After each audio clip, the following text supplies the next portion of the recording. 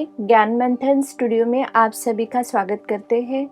आज हमारे सामने है डॉक्टर सीमा, आई स्पेशलिस्ट है। हम रक्षाबंधन का इम्पोर्टेंस क्या है, राखी क्यों बांधते हैं और राखी का क्या महत्व है, हम सबको डॉक्टर सीमा रक्षाबंधन के बारे में जानकारी देंगे। ओम शांति। आप सभी को आने वाली रक्षाबंधन की बहुत बहुत शुभकामनाएं। द्वापर युग से रक्षाबंधन का त्योहार मनाने लगते हैं। द्वापर युग या जो ऋषि मुनियों का काल था, अपन ये भी देखेंगे कि राखी बंधन या रक्षाबंधन का क्या महत्व है, उसका अर्थ क्या है। बहनें राखी बांधती है भाई को और साथ में वो अपनी थाली भी सजा के ले जाती है जिसमें कि 4-5 चीजें होती है। राखी तो होती है जो रक्षा सूत्र रहता है, साथ में 4-5 चीजें भी ले जाती है। और अक्षत मतलब चावल, वो चावल का भी मीनिंग हम देखते हैं। पर पहले तो हम उसके रक्षा थाली में क्या क्या चीजें रहती है वो चीजें हम बताते हैं। तो क्या है, अक्षत, राखी का सूत्र, चंदन भी रहता है, केसर रहता है और कुछ सरसों के दाने भी लेते हैं। जैसे मैंने पहले आपको बताया कि रक्षा मतलब किसकी रक्षा, भाई को बहन रक्षा सूत्र बांधती है इस उम्मीद से कि भाई उसकी रक्षा करेगा। तो वास्तव में हमको रक्षाबंधन के आध्यात्मिक रहस्य पे जाना है कि रक्षा किसकी होनी चाहिए और रक्षक कौन है। हम सब आत्माओं की रक्षा होनी चाहिए। और वो कैसे होती है, और रक्षक कौन है, परमात्मा। और संगम युग में परमात्मा सब आत्माओं की रक्षा करते हैं, रक्षा सूत्र बांधते हैं। रक्षक है परमपिता परमात्मा। जैसे द्वापर युग से हमें एग्जैक्टली दुख शुरू हो जाते हैं, पर परमात्मा के बारे में हमको पूरा परिचय नहीं होता है कि परमात्मा कौन है। तो हमारी भावनाएं शास्त्रों में रहती है, मूर्तियों में रहती है। ब्राह्मणों को हम बहुत सम्मान देते हैं। सावन महीने की पूनम पे रक्षाबंधन मनाते हैं। आपको पता है सावन में 4 सोमवार को सब पूजा करते हैं, है ना, शिव जी की। तो शिव जी ही रक्षक है आत्माओं के, है ना। तो इस पवित्र पूनम का दिन चुना गया है रक्षाबंधन को। तो ब्राह्मण ही अपने यजमान को राखी का धागा या रक्षा का बंधन बांधते थे। लेकिन धीरे धीरे चलते चलते ये प्रथा चेंज हो गई। चेंज होते होते अभी बहनें भाइयों को राखी का धागा बांधते हैं। जैसे आत्मा के जो दुश्मन है 5 विकार, तो बहुत सारी काम वासना, क्रोध, ये सारे चीजें, अहंकार, ये 5 विकार आत्मा के कर्म को विकर्म बना देते हैं। पर जिनको भाई नहीं रहता है तो वो अपने माँ बाप को पूछते मैं किसको राखी बांधूं, तो माँ बाप सहज रूप से बताते कि आपका भाई भगवान है, अब भगवान आपकी रक्षा करेगा, आप भगवान को राखी बांधो। तो वास्तव में तो हर आत्मा का, हर भाई का, हर बहन का रक्षक तो परमात्मा है। जब कलयुग के अंत में हम देखते हैं कि देह, अभिमान और 5 विकारों वश बहुत सारे विकर्म समाज में होने लगते, क्राइम्स बढ़ने लगते हैं। पर वास्तव में ये जो बंधन होता है वो मर्यादा का बंधन होता है। जितना आत्मा को जो ईश्वरीय मर्यादाओं में आत्मा रहती है तो उसकी ये 5 विकारों से रक्षा परमात्मा करते हैं। अगर हम श्रेष्ठ ईश्वरीय मर्यादाओं में रहते तो हमारी रक्षा होती है 5 विकारों से। जैसे आपने कहा है कि सतयुग में और त्रेता में रक्षाबंधन का प्रोग्राम नहीं होता है और द्वापर और कलयुग से ये होता आ रहा है। हाँ, राखी क्यों नहीं बांधते वहाँ पर? तो कलयुग के बाद में सतयुग आता है।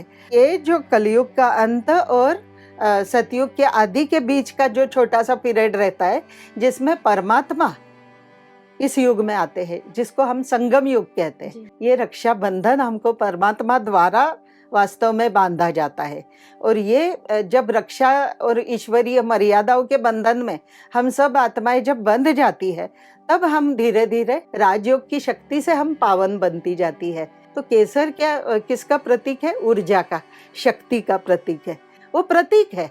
तो पतित से पुनः पावन बनने के लिए जो शक्ति जरूरी है, जो ऊर्जा जरूरी है, तो वो ऊर्जा कहाँ से आती है? तो ऊर्जा आती है हम आत्माएं जब राजयोग की शक्ति द्वारा हम जब परमात्मा से जुड़ती है क्योंकि कलयुग के एंड में जैसे पूरे दिन में अपन मोबाइल यूज करें तो शाम को वो डिस्चार्ज हो जाता है ना, लंबे जी, समय अपन करते जी। हैं। तो ऐसे ही आत्मा जब पूरे चक्र लगा के घूमते घूमते उसकी जो शक्ति है आत्मा की, मनोबल, आत्मिक पावर, आध्यात्मिक पावर, वो खत्म हो जाती है, बैटरी डिस्चार्ज हो जाती है।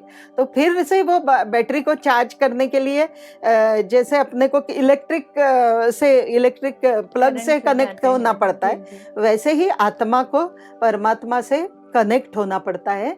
तो वो राजयोग की शिक्षा से हम जब परमात्मा से जुड़ते हैं राजयोग के द्वारा, इसका भी थाली के 5 चीजों में महत्व है। तो थाली की 5 चीजों में कौन सा महत्व है? अक्षत। जो चावल के दाने रहते हैं उसको बोलते हैं अक्षत।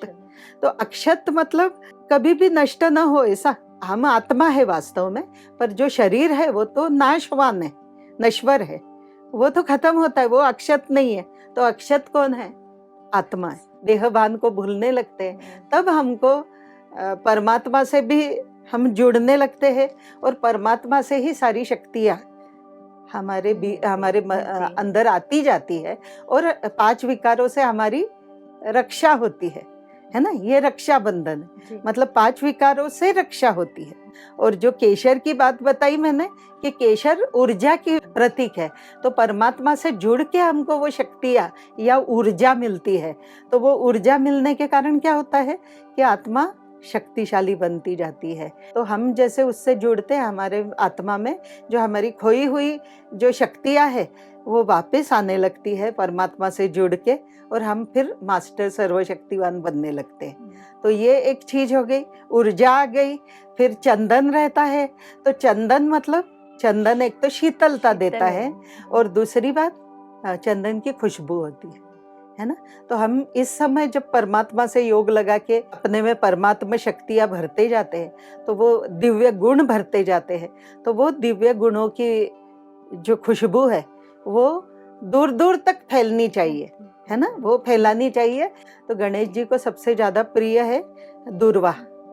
दूर्वा मतलब दूब घास की, जो वो घास रहती, उसकी भी विशेषता है कि उसको जरा भी कहीं बो दो तो वो बहुत तेजी से फैलती है घास, है ना? तो इसी तरह से मतलब हमको जो ये शुद्धता, पवित्रता की जो दिव्य गुण, ये हमको सारे जग में फैलाने। क्योंकि देखो, एक व्यक्ति शुद्ध पवित्र बन के काम नहीं चलेगा। समाज से जो क्राइम्स है या दुख अशांति कैसी जाएगी, है ना? जब सभी लोग शुद्ध पावन बनेंगे, तो हमको ये जो पावन बनने का मंत्र है ना, ये प्रतिज्ञा जो हम करते हैं रक्षाबंधन पे, तो ये अनेक आत्माओं को हमको रक्षाबंधन का महत्व समझाना है, पावन बनाना है। यही खास आज का टेक होम मैसेज यही है कि हमको पावन बन के औरों को भी पावन बनाना है ना? बाबा का स्लोगन जो है कि पवित्र बनो बनाओ, और ये पवित्रता जो है वो केवल ब्रह्मचर्य नहीं, कि अपना मन, वचन, कर्म से हमको शुद्ध पवित्र बनना है। क्रोध में आके किसी को शब्द बोल दिया, उसको भी, वो दूसरा व्यक्ति भी क्रोधित हो गया, और फिर वो झगड़ा कहाँ तक जाएगा उसका कोई अंत ही नहीं। मन, वचन, कर्म वो भी शुद्ध होनी चाहिए। सम्मान से हम दूसरों के साथ बात करें, क्रोध या ये झगड़े का कोई मूल न रहे। तो मन, वचन, कर्म से हमको पवित्र रहना है, सम्मानजनक होगी सबसे, तो झगड़े का कोई कारण ही नहीं रहेगा। और ऐसे ही हमारा व्यवहार भी, हमारे कर्म भी, जैसे अगर मन हमारा शुद्ध है, मन शुद्ध बनता जाएगा, वाणी भी ऑटोमेटिकली शुद्ध बनेगी, और हमारे कर्म भी शुद्ध बनेंगे।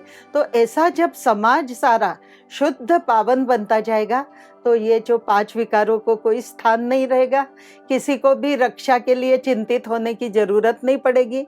सर्व आत्माओं की रक्षा परमात्मा द्वारा हो ही जाएगी, क्योंकि ऑलरेडी सारी आत्माएं जो सतयुग में जाने वाली है वो पावन बनती है। सारे की सारी दुनिया ट्रांसफर नहीं हो जाएगी, नहीं तो सारे विकारी लोग भी नहीं जाएंगे, उनके विकर्मों की जो सजा है वो उनको मिलेगी, और वो फिर वो आत्माएं जो है अपनी विकर्मों की सजा भुगत के परम धाम में बैठेंगे।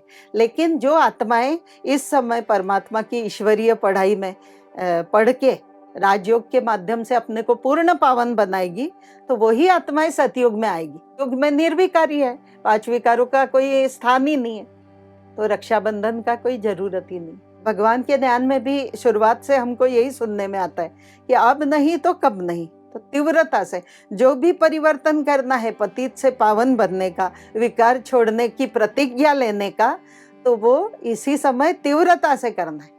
तो अब नहीं तो कब नहीं। अगर हम परमात्मा से जुड़ के प्रतिज्ञा करके, पवित्र बनने की प्रतिज्ञा करके और उस मार्ग पे चलने लग जाएंगे, तो हम सतयुग में आने वाली आत्मा बनेंगे, पावन बनेंगे। दीदी आपने बहुत अच्छा बताया, द्वापर से लेकर कलयुग में क्यों राखी बांधते हैं। चंदन के बारे में जो बताया, चंदन, अक्षत के बारे में केसर, बताया, केसर के बारे में बताया, दूर्वा, धूप, है ना। हाँ, ये सारी चीजें है, उसके बारे में जानकारी दी, तो हमको बहुत अच्छा लगा। और ज्ञान मंथन की ओर से हम आपकी बहुत शुक्रिया करते हैं। ओम शांति। ओम शांति।